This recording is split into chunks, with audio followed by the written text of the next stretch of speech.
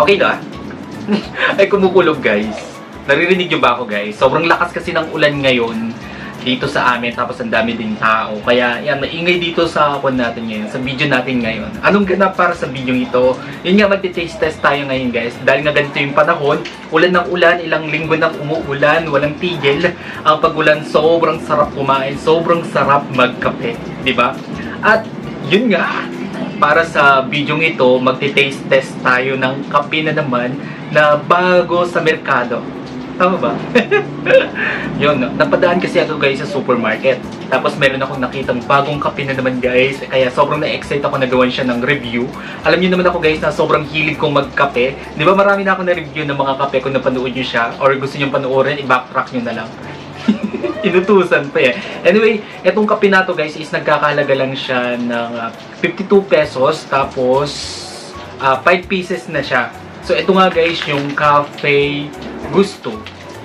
Ito siya guys, oh. Cafe Gusto. Ayan siya, 5 pieces to guys. And try natin kung okay ba to or hindi. Kaya tara, mag-umpisa tayo. Kukuha lang ako ng hot water. So ang flavor pala ng pinili, actually tatlo yung flavor guys. Yung pinili ko muna is yung classico. Sa susunod lang yung iba para gawan din natin siyang review kung okay ba siya sa akin or hindi. Kaya tara!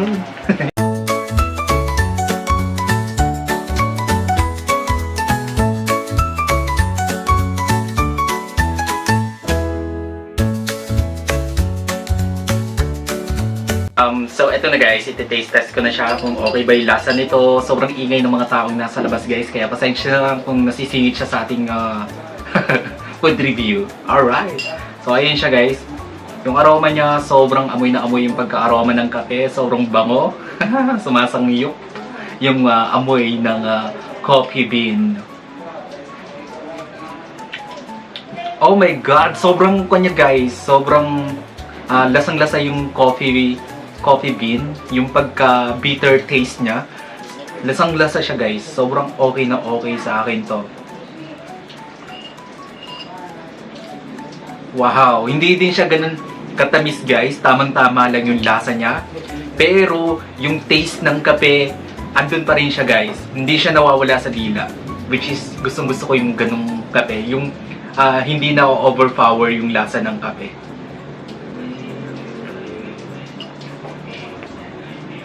Sarap. Sarap niya. Okay sa akin to. Perfect to guys. Lalong-lalo na ngayong tagulan. Sarap. Hello sa lahat dyan ng mga coffee lover out there. I-try nyo to. Alam ko, magugustuhan nyo din ito. Baka naman, Cafe Gusto. Alright, kung nagustuhan nyo to guys, bigyan nyo to malaking likes, mag-comment kayo kung meron kayong mga request na video na pwede kong gawin dito sa aking channel. You know, kape tayo. Ang sarap-sarap niya guys, promise.